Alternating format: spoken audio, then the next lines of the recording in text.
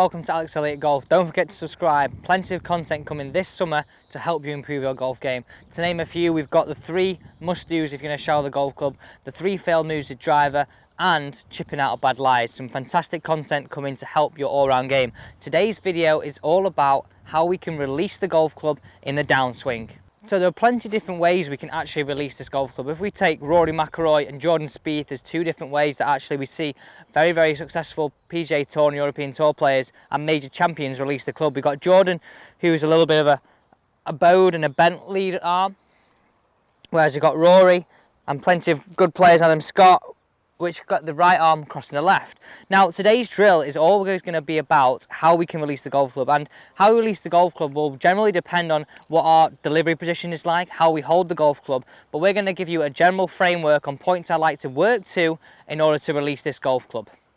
Let's talk about a framework we can work to in order to how to release this golf club. Like we mentioned, there's plenty of different ways, but I'm just going to run you through how generally I like to see this golf club be released during this downswing. We'll look at it from hip height on this side, so the downswing to the through swing. We're going to look at it from hip height on either side. Now, I've got this general setup here, and this is one of the feelings that I like to work to. So we've got our feet line, which runs parallel to our ball to target line, but then I've also got this red line in here too, and this red line is extended until it meets our ball to target line. So imagine our ball to target line ran through here, the tip and the end of that red alignment stick intersects that line, and that's where I exactly want that alignment stick to be placed. So what do I like to see running from last parallel through to impact, through to follow through?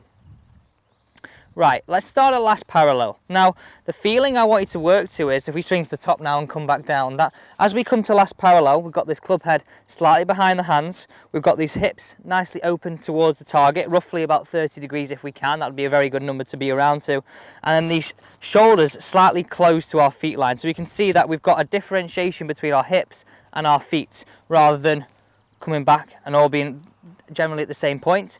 We've got a nice differentiation between our lower half and our upper half. So at this point here, when we see it from front on in a second, we've got my hands now and this angle between my hands and my forearm on my trail leg. So from this position here, if we had a framework where we worked, if we could swing back and stop and pause at this position here, so nice rotation of the lower half, shoulders slightly closed relative to the target, close to level with the target would be great. And then from here we can move through and point the club down this alignment stick, and this would be the way I want you to move. How it would feel like, imagine we load the power here, we let it go through this area here.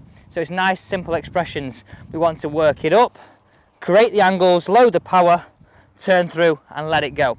So I'm going to hit the first one here, and I'm going to really show you this now. So the key points we're looking for is, as we swing down, we're going to have our hips open at last parallel, shoulders level to slightly close to the blue line, lead wrist nice and flat. So from this position here, we can actually, while our hands are on our trail thigh, we can just feel that the club rotates and moves through.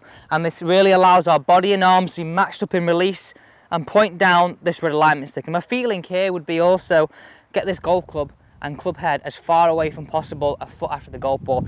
And it's some really nice simple expressions, rather than a lot of the time I see many amateur players that this club works in and bring club works closer to us and crosses and smashes through this red line.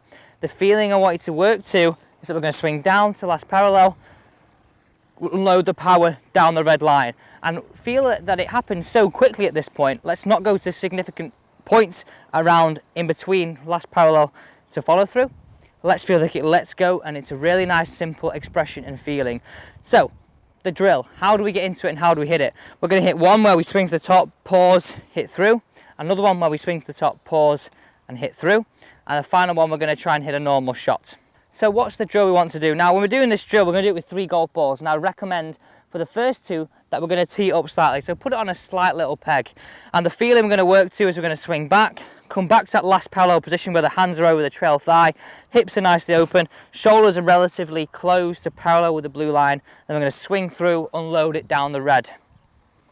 So we're going to swing back. Remember, the first 2 are going to be nicely paused. Swing back, down to last parallel, let it go, and pose that finish. So you can see here how I'm trying to work really athletically and dynamic through impact.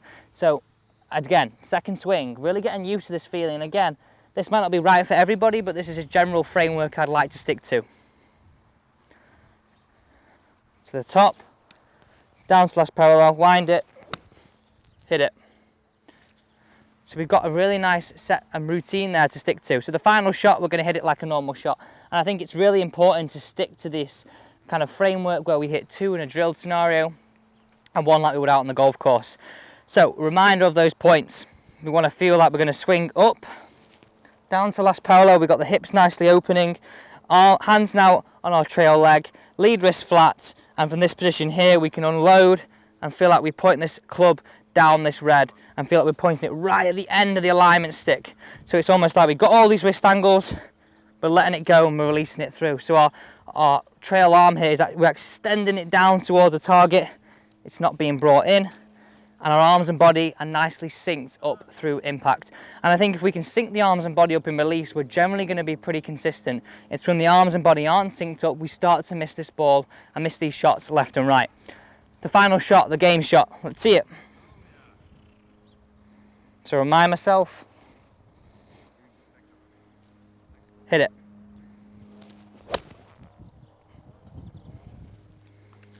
Really nice strike there, really nice shot, and a nice bruising action on the ground, so exactly what we're looking for.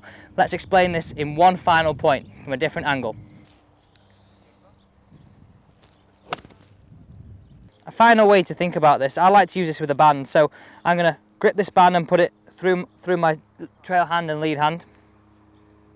So we're going to feel like a swing back, come back to that last position we wanted to, and then we're going to feel like we stretch the band down the red. And again, if we're someone who doesn't release this golf club in kind of framework that I would like to see, so imagine we pulled this golf club across our body, we'd see that there won't be much tension. This tension will be pulled more in towards us. So the feeling I want you to have is we're going to feel this tension moves more down towards and down this blue line, not in towards the body. And it's a really nice simple way to actually feel like, right, where we want to be, where we want to get to. So then we get off this band and more into the golf ball. It makes the feeling a little bit easier to do. Like we said at the start of the video, how we release the golf club is very dependent on our delivery position, and each and everybody releases the golf club slightly differently. So today's advice may help you, it may not, but definitely stick to these points and just have a look and see if you're closest to these points or you're not, because I really like this drill in terms of trying to create a really nice consistent release position. And if we stick to these points, I think we'll generally start to see some better strikes on the golf course and some better shots overall and more consistently. Thank you for watching. Don't forget to subscribe, and there's plenty of content not only about how you release the golf club, but driver tips, 3 failed moves with drivers, chipping of bad lies around the green, all to help you this summer improve your golf. Thank you for watching.